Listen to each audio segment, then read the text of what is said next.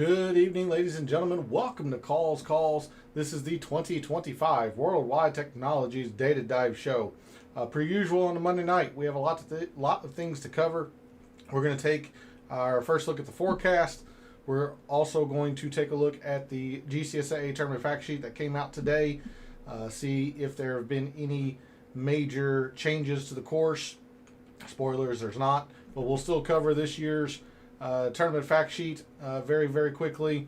We will take a look at some deep statistical dive into the data surrounding El Cardinal Diamante, and at the end of the show I'll cover the research. Although I didn't post any to social media, I do have a couple of patterns that are kind of interesting to keep in mind as we move forward this week. So we have a lot to get into, so let's not waste any time. If you are looking for the best golf analytic tool out there for your money, you need to go check out fantasynational.com. Fantasynational.com simply has all of the tools that you will need to make the correct wagers week in and week out. Lineup generator for your DFS contests. I can't recommend checking out Fantasy National enough. And all statistics provided tonight and every night are from Fantasy National, so make sure you go check out fantasynational.com. In the description of the video, there are links to all of the social media. First off, my X and Instagram, where, like I said, normally I post research regarding some course info, previous winners, patterns of those previous winners, things of that nature. Didn't post anything today for that, as the Bank of Utah Championship got loaded into Fantasy National fairly late, and there are only a couple of patterns that the previous winners share, since we've only seen El Cardinal Diamante for 2 years. So not a whole lot of historical precedent, but I do want to make sure that I provide you all with what little consistency there is. But normally, if you want to see the weekly research that I do on the PGA Tour, give me a follow at your preferred social media site.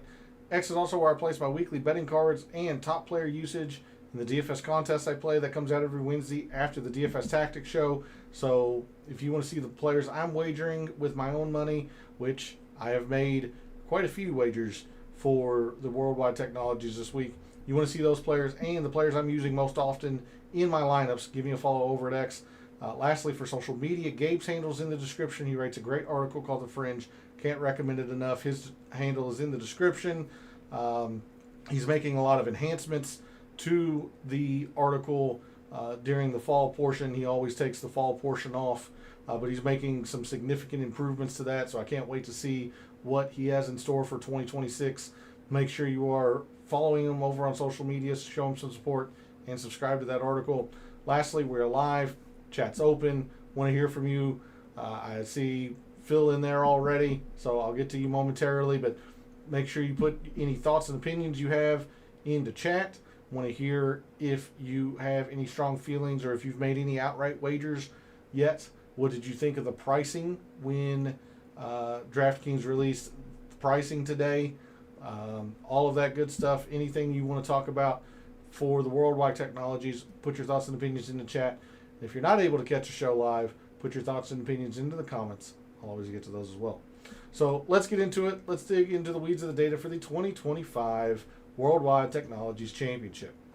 And normally on a Monday night, we start over at Windfinder, but the GCSA tournament fact sheet came out earlier today, so I want to make sure we cover that and we don't leave any stone unturned. But there has not been a lot of changes to the course, with one exception. Good evening, Phil. Thanks for jumping in chat. Very much appreciated. Hopefully you've had a good day. I saw you last night for the initial research, seeing you tonight for the data dive. Did you make any wagers? If you haven't, or if you have, who are you thinking about? Who are you gravitating towards? You got the Sapan at plus 75,000 at 750 to 1.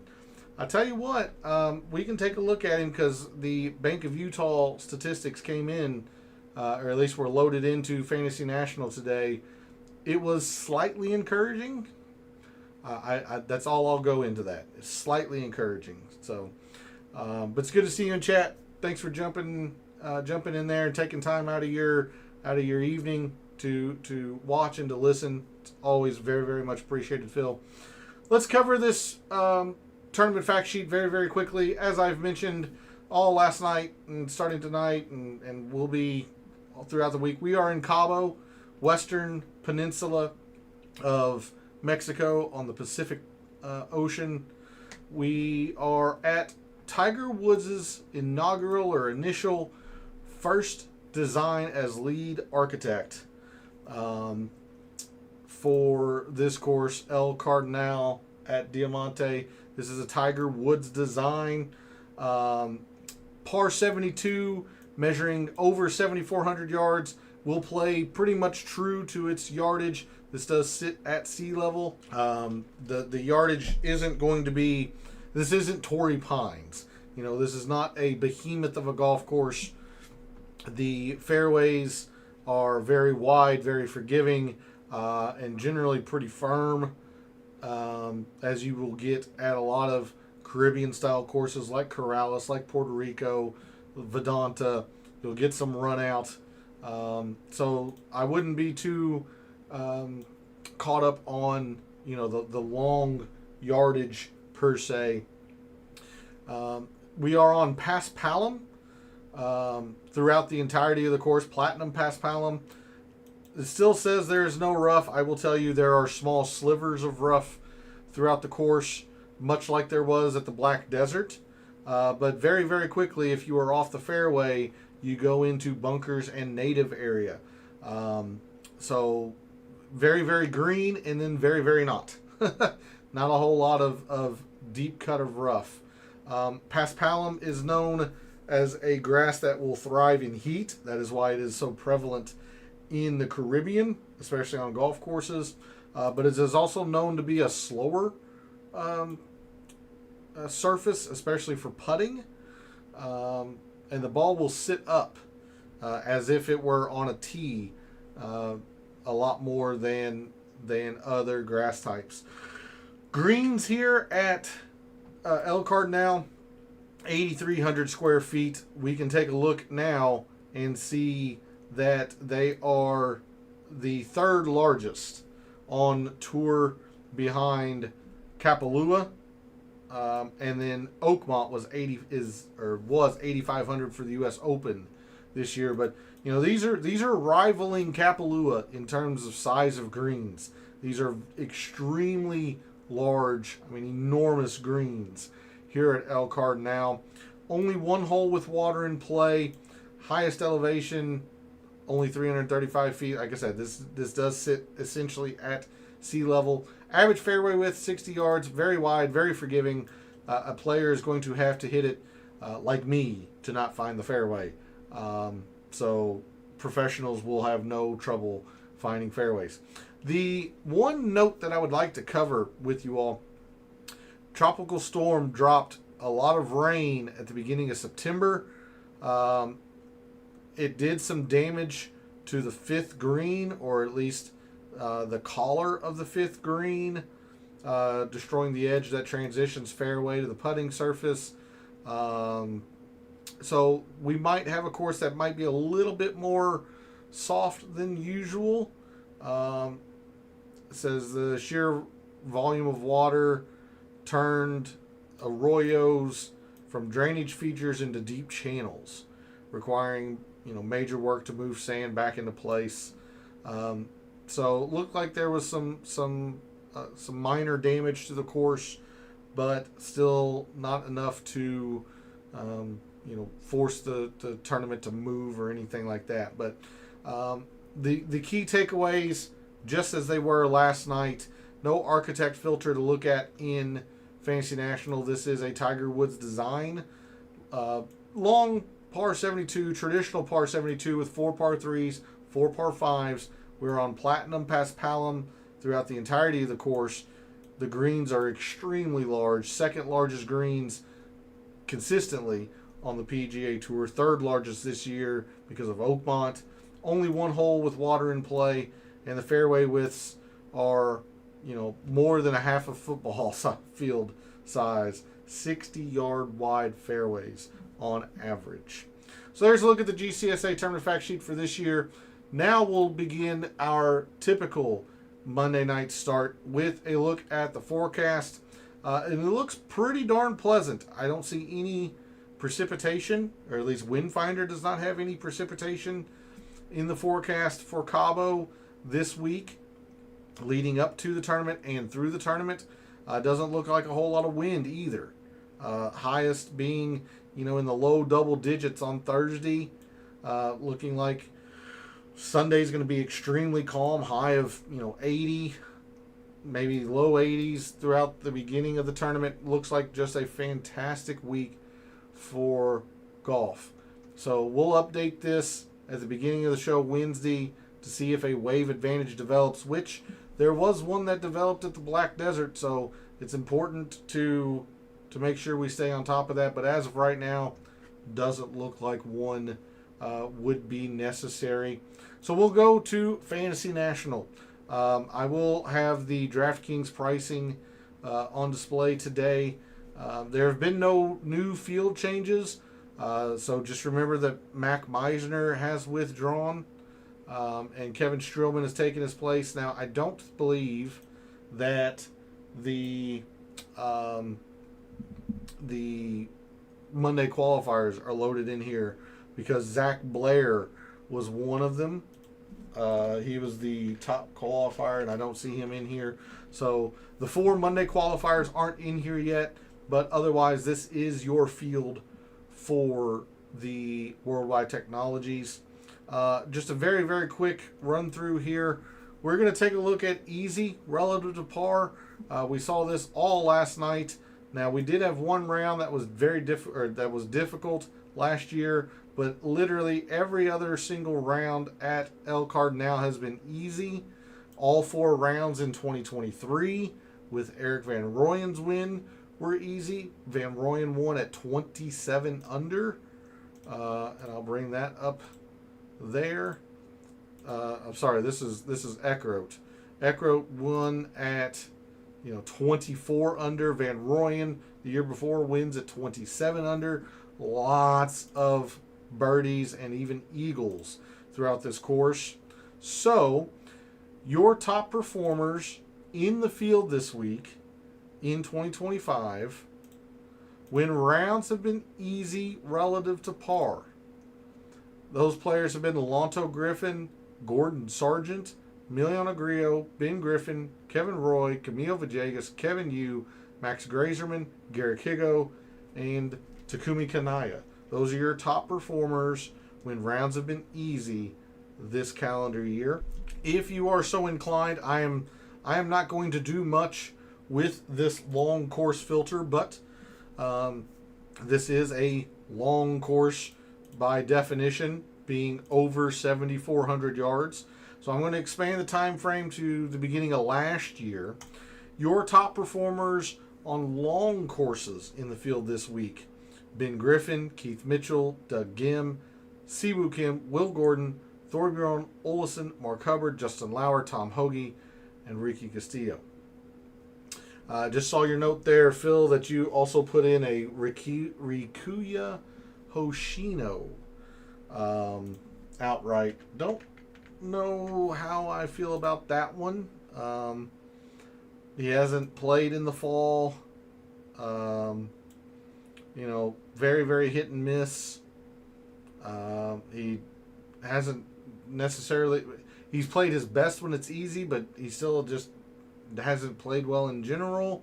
Oh, shoot. I meant to stay on his page. Mexico, he missed the cut at Vedanta, which is a very, very clear comparison course for here. Puerto Rico might be another one in which, he made the cut to a, pretty poor finish. CJ Cup, only because of how easy it is. He, played some, essentially was his best finish this year. I mean, if you have a gut feeling on Hoshino, that's great. I can't recommend it. So, but only because I teased it whenever whenever I saw that you had jumped into chat. Frankie Sapan had just a tiny bit of promise from the Black Desert or Bank of Utah. Now, yes, he did finish, third to last, but he did make the cut. But he also gained with his irons. Now, his driver was atrocious. So, that is, some cause for concern. Because even in those very, very wide fairways at the Black Desert Resort, he was still, less than the average player at the Bank of Utah Championship. But he did at least gain moderately with the irons. He actually lost with the putter, which is very rare for him. There was at least a sign of life. I am still nowhere near ready to back Frankie Sapan in any kind of noticeable way.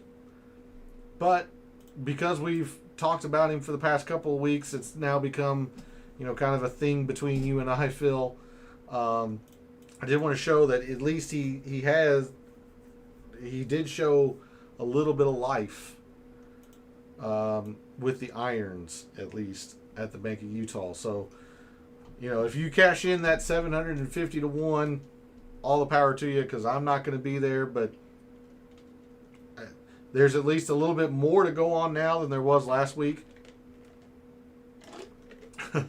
So that's what I have for you. With that, let's before we get too much further, let's just go ahead and bring up the comparison course file that I use for various tournaments. It's going to be a little bit difficult this week because since we are in Cabo, we're not going to get any strokes gained data, or at least we haven't in the past. So this is a lot of conjecture here. But I do think we're going to have a little bit quite a bit in approach. We're definitely going to want to focus on who the good paspalum putters are. So that is going to be, the players that have excelled at Vedanta in that regard, because Vedanta is the only paspalum course we've gotten putting data for. I do think off the tee is going to matter a little bit, but this is why I was really kind of talking down on off the tee last night, and I didn't want to fall into the trap of overweighting off the tee. Distance has been a negative factor. It has not been important to the players that have finished at the top of the leaderboard in the first 2 years at El Cardinal. It's just not a big deal. Everyone's hitting driver. Everyone's generally hitting fairway, so there isn't a whole lot to be gained by doing that. Now, you look at Michael Brennan 2 weeks ago, who was just, overpowering with the Black Desert Resort. And this course could get overpowered in that regard because there are 2 drivable par 4s and 4 very, very gettable par 5s. But I'm just going by the statistics here. The first 2 years of El Cardinal, distance hasn't mattered. So that's why I really don't want to put a whole lot of emphasis into off the tee. Fairways, also not a whole lot there. You see distance 125%. I mean, that's a gaudy number. I think that might actually be the only negative number in terms of distance. I know the vision isn't the best for you. I'm just kind of taking a cursory look. Yeah, this is the lowest distance figure or metric number throughout all of the courses. So not too keen on distance. But having said that, I'll probably have 5% in here to give the players like Michael Brennan, players like Cameron Champ, if he ends up being in the field, just that little bit of extra boost, because length certainly is an advantage. It's just a little bit mitigated here, to be honest. We go into birdies and bogeys. I'm a little surprised at how low this Eagles number is. Having said that, there are quite a few Eagles to be had around El Cardinal. So while it only says 6% more important than the average full field course, I'm still going to be in the birdies or better camp this week, considering we have one par 5 yields an eagle 5% of the time, another par 5 yields an eagle 3% of the time. You have a couple of drivable par 4s. There are eagles to be had for players who are driving it well, particularly. So we're going to look at birdies are better very, very clearly. Birdies are more important than the bogey avoidance here at El Cardinal. Again, remember, we had one round of difficult the first round last year. That's really kind of spiking this bogey avoidance. Otherwise, I would expect it to play very similarly to 2023, and in the fact that the birdies gained were double the importance of bogey avoidance. But let's dig into what we can regarding El Cardinal, and that's in these par 3s, 4s, and 5s. You see these par 3s carrying a decent amount of weight.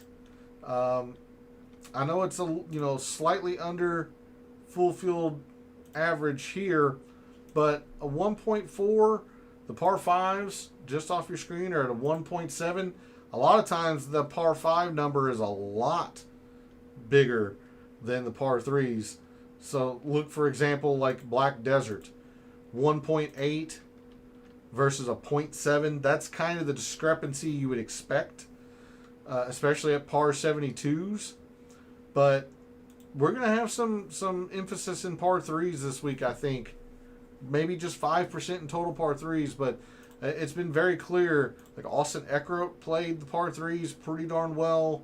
Van Rooyen really played the par 3s really well when he won. So I do think par 3s are going to be somewhat of a determining factor.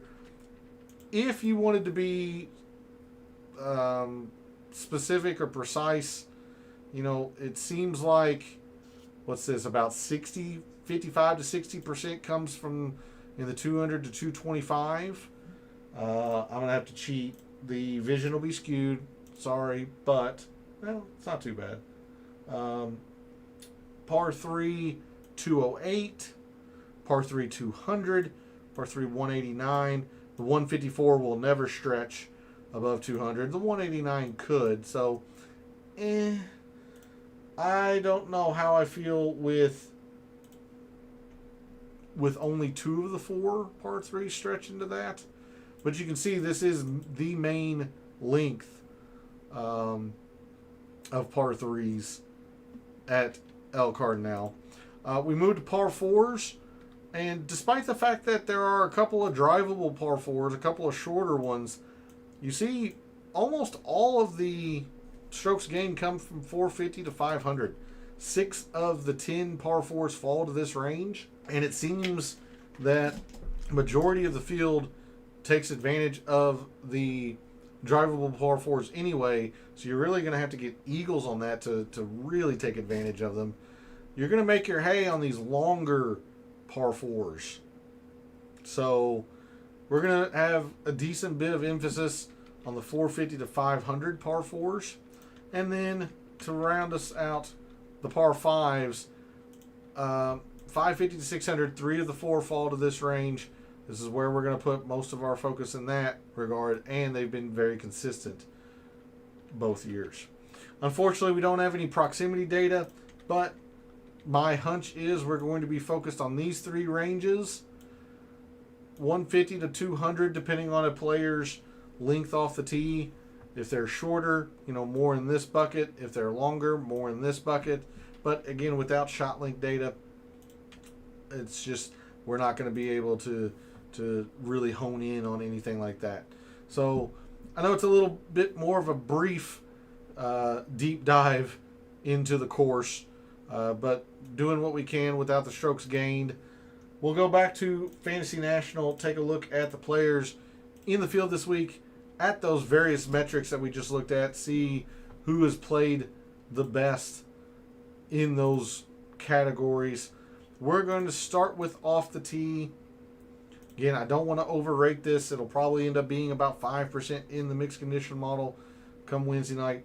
Your top off the tee players in the field this week at the Worldwide Technologies: Rico Hoey, Kevin Yu, Pearson Coody, Jesper Svensson, Nicholas Norgard, Trevor Cohn, Michael Thorbjornsen, David Ford, Thomas Rosenmuller, and JJ Spawn.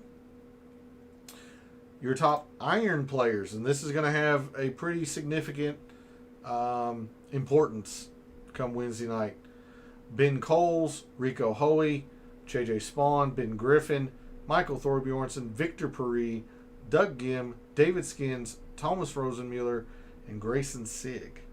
And you'll probably want to put an asterisk next to Grayson Sigg. I have quite a bit to talk about with him towards the end of the show with some research. So, very high on Grayson Sigg. We're going to skip around the green. If around the green ends up mattering this week at the Worldwide Technologies, I'll just lose. I'll be weak to it. I don't think around the green is going to matter at all this week, especially considering how big these greens are. Scrambling is a little bit more difficult here than the average, tour event. But if a player is missing the green, they are way, way offline with their irons. So I just don't see it mattering. We are going to take a look at some paspalum putting. I'll go back to 2023 and Vedanta. I believe that is when Vedanta started. Yeah.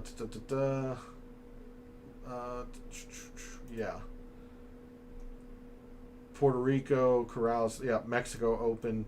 I don't think it went into 2022. But I'll double check. Yeah, it didn't.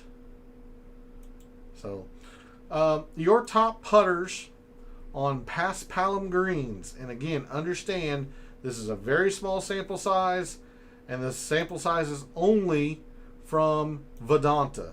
It's the only course that we get putting data on paspalum. The other courses, Cocoa Beach, which is the host of the Puerto Rico Open, we also don't get ShotLink data.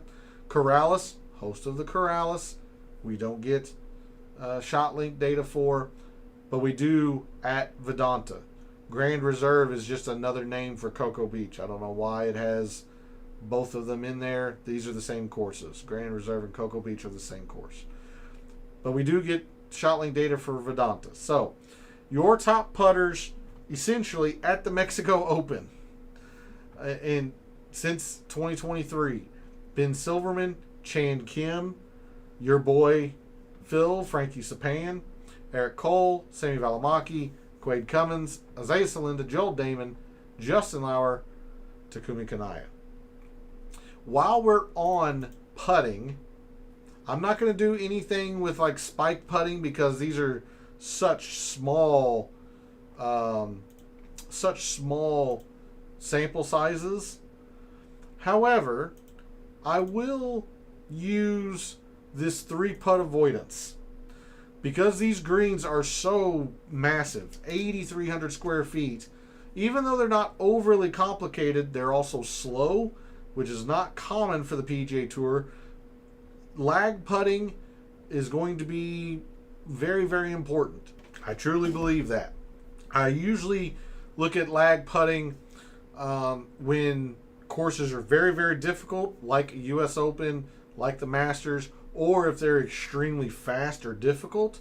But these greens are just so large that I do see 3-putt avoidance being a factor. So this calendar year, 2025, your top 3-putt avoiders this year that are in the field this week at the Worldwide Technologies: Vince Whaley, Emiliano Grillo, Chad Ramey, Kevin Roy, Andrew Putnam, JJ Spawn, Stefan Yeager, Matt Kuchar, Cristobal Del Solar, and Nico Echeverria are your top 10 in terms of 3-putt avoidance in the field this week.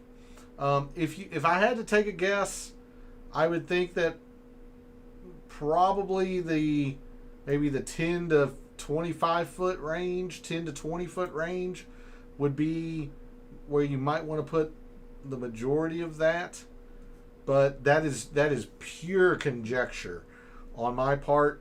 That's why I'm just going with 3-putt avoidance. We'll move to fairways and greens. I did say we would take a look at distance. So in the recency, in the last 36 rounds, your top driving distance players, and I'm debating on whether to use fairways easy or not. I think it worked a little bit, and it backfired a little bit using that at the Black Desert Resort. So I'll just go with when rounds are easy relative to par. Your top distance players off the tee in those rounds have been Michael Thorbjornsen, Nicholas Norgard, Jesper Svensson, Trevor Cohn, Gordon Sargent, Max Grazerman, Isaiah Salinda, Stephen Fisk, Keith Mitchell, and Chris Ventura are your top 10 in that regard. Don't want to look at anything with greens. These greens are large. Greens are hit at an astronomically high clip, almost 80% versus 65 and some change at the average tour event. Like, greens aren't that big of a deal. Fairways, of course not. These are some of the most forgiving fairways on the PGA Tour. Not a whole lot of, there's very, very little rough, so I don't want to look at good drives gained. So if anything, I'll just have 5% in driving distance probably by the mixed condition, come Wednesday night in the mixed condition model. Definitely going to look at scoring. Birdies or better when rounds are easy. Definitely. We can take a look at some opportunities as well. Your top opportunities gained players when rounds have been easy this year. Eric Van Rooyen, your inaugural winner at the Worldwide Technologies at El Cardinal. Ricky Castillo, Joel Damon, Michael Thorbjornsen, Kevin Velo, Chan Kim, Adam Schenk, Rico Hoey, Sammy Valimaki, Siwoo, Keith Mitchell, and Chris Ventura. Surprising to see, well, Joel Damon is still technically number one, considering he gives himself a lot of opportunities. But it's not enough to give yourself opportunities. You've got to convert them. And you see Joel Damon there, 64th. He's actually improved a little bit because he used to be, a lot more negative than what he is. It's not enough to give yourself opportunities. You have to convert them. Your top birdies or better gained players when rounds have been easy. Kevin Yu, Siwoo Kim, Michael Thorbjornsen, Nicholas Norgard, Joe Highsmith, Sammy Valimaki, Jesper Svensson, Eric Van Rooyen, Max Grazerman, and Kevin Roy are your top 10 birdies or better gained when rounds have been easy this calendar year. Move to proximity.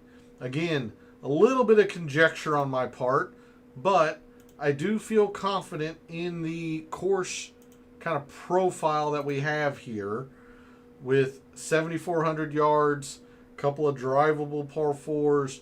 Majority of the par fours fall from 450 to 500, and 4 gettable par fives.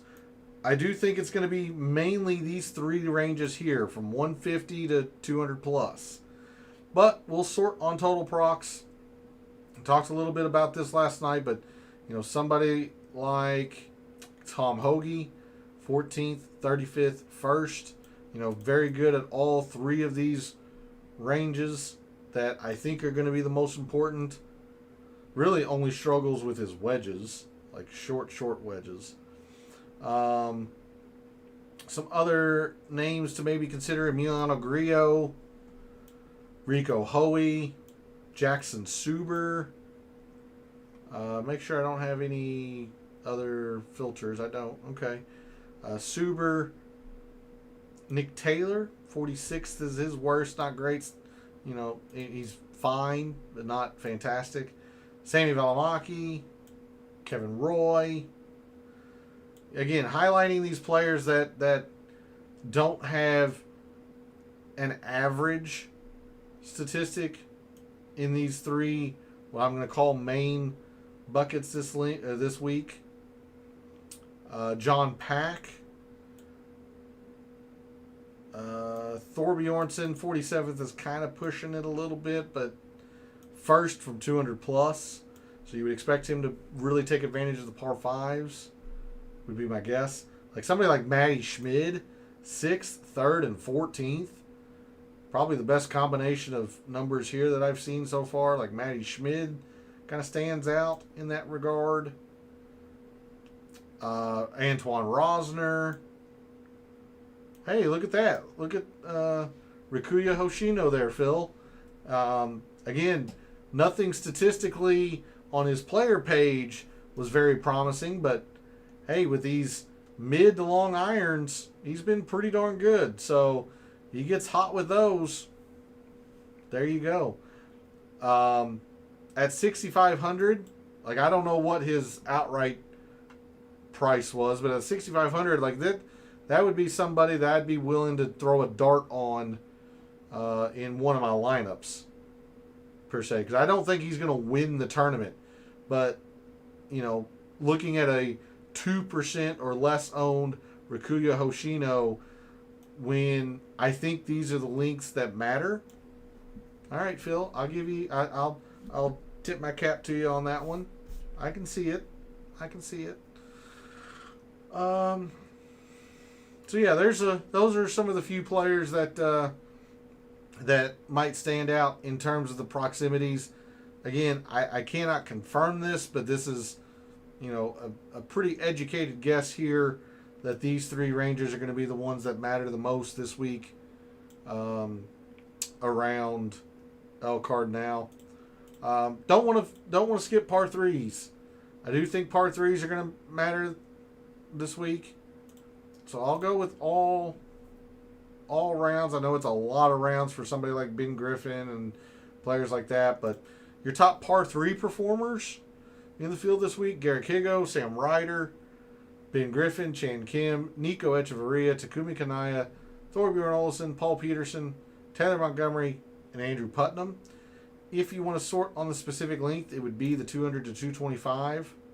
Sam Ryder, Sammy Valimaki, Garrick Higo, Ben Griffin, William Mao, Wyndham Clark, J.J. Spawn, Rosner, Snedeker, Jacob Bridgman. Moving to par fours, you kind of saw it in Microsoft Excel. I'll kind of show you it again, but the par fours, gosh dang it, now I gotta get enough to where I can see the scroll. The par fours there, 2.23 out of a 372. It's like 70%. A lot. That's a lot in that specific range. So even though we do have a couple of drivable par fours and there's a couple that measure to this length, I'm just going to focus on this for tonight. Your top par four performers from 450 to 500 in the field this week: Nick Taylor, J.J. Spawn, Keith Mitchell, Matt Kuchar, Justin Lauer, Kevin Roy, Pearson Coody, Doug Gim, Lee Hodges, and Luke Clanton. And then finally, at least in terms of Fantasy National, there's par fives from 550 to 6. Thorbjorn Olesen, Pearson Coody, Gordon Sargent, Ben Griffin, Davis Riley, Garrick Higo, Max McGreevy, Victor Puri, Taylor Montgomery, and Wyndham Clark. All right, I'll bring us back to strokes gained because there are a couple of players that I'm going to want to talk about. But let's move to Microsoft Excel for the last bit of the show. We'll go through the early look file. This is gathering the statistics of the players in the field this week and how they have played at that specific course. Normally, I go back 5 years. El Cardinal has only been seen for the past 2 years, so that's why you only see 2 in the events column. They've only had the opportunity to play it twice.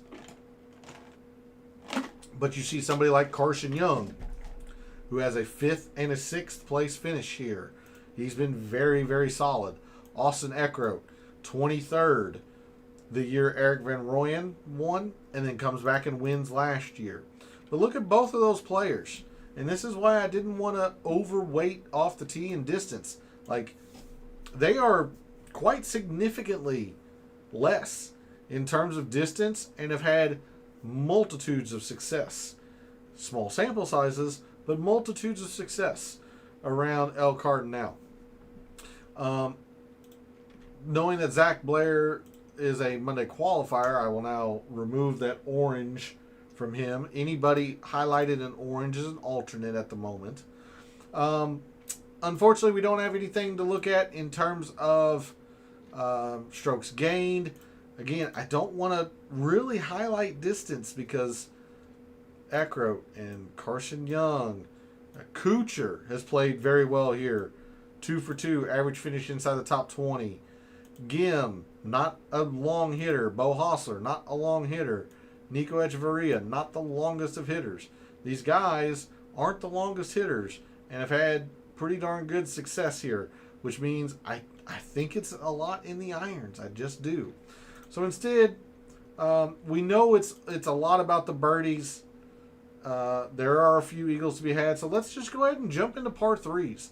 Let's see how well these players have done on these par threes here. All the way to the par threes, largest to smallest. And we'll see that somebody like Streelman only played it one time, but look at that. Defending champion, Austin Eckroat. These need to be... Sorry, give me one moment. These need to be rounded to 1 decimal point. So, like 3.8, you saw 3.75. 3.8, Hostler 3.8, who's played well. Carson Young. Look at Van Rooyen, who's done well on these par threes.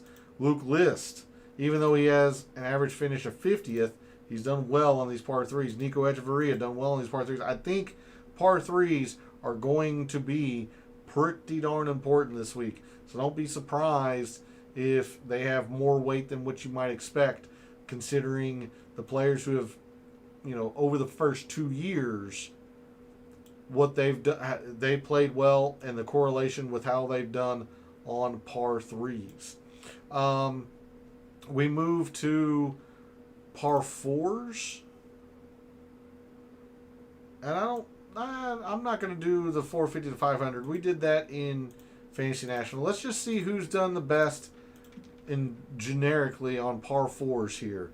Highsmith, he only played it 1 year. There's Carson Young again. I apologize. This is driving me nuts. I thought I had changed this. So let me take care of this very quickly. Number 1 decimal point. Haha. Highsmith's only 1 year. Again, Carson Young, look, you see Carson Young here. It's only a 2 in terms of the par fives. Like he's taking advantage of them, but he's not, going berserk on them. So he's really doing it in the par threes and the par fours. Kuchar, very good. Nico Echeverria, same writer. Doug Gim. There's Austin Eckroat. Eckroat's doing a little bit better on the par fives than somebody like Carson Young. Van Rooyen, really doing it all in the par threes. You see his par 3 numbers is 2.5, but only a 1.8 in the par 4s and only a 0.5 on the par 5s. So his main strokes gained were par 3s. But anyway, there's a look at your top par 4 performers. I know it's a little bit difficult to tell with a lot of these players only having played it 1 time and 2 being the most, but there's that for you. And then finally, we'll look at par 5s. Sort on par 5s. Top par 5 performers around El Cardinal. Gosh dang it. Get over there. Top par 5 performers at El Cardinal. Grazerman, Lauer. Okay. Lauer. Done it a couple times. Hoagie. Nick Hardy, 2 for 2. Lipsky, 2 for 2. There's Kuchar again. Defending champion Eckroat. We talked about Van Rooyen. Hadn't really done a whole lot on the par 5s. Eckroat. Spawns, 2 for 2. Carson Young. Gim. Okay. So, there we go. That's what I wanted. All right. with that, I'll end the show off with what little research that I could do for you all. Again, I did not post this to social media because there wasn't a whole lot to go on. But, sorry, let me figure out what I'm doing with my life here. First thing I'll show you is the winner matrix. This is performance at the course in the years leading up to a player's win. Of course, Erik van Rooyen wins the first edition at El Cardinal, but Austin Eckroat played pretty well the first year and then wins.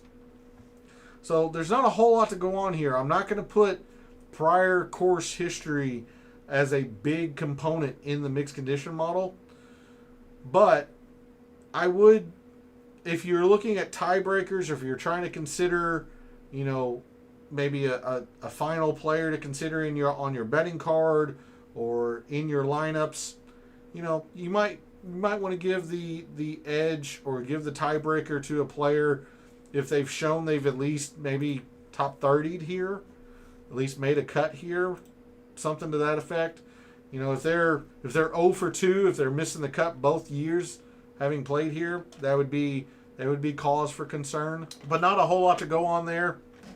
The most important or most consistent thing that I had noticed, this is the performance of both champions in the fall events leading up to the Worldwide Technologies. Now, there's one less event in 2025 than these players had. As you can see, both of these players played the Shriners before the Worldwide Technologies. The Shriners no longer, on the PGA Tour, so don't have that to look at. But I want you to notice the champions specifically. This is Austin Eckroat. He only played one time in the fall before winning last year at the Worldwide Technologies, but he gained in both ball striking categories. He was really bad putting at the Shriners, but he gained both ball striking categories.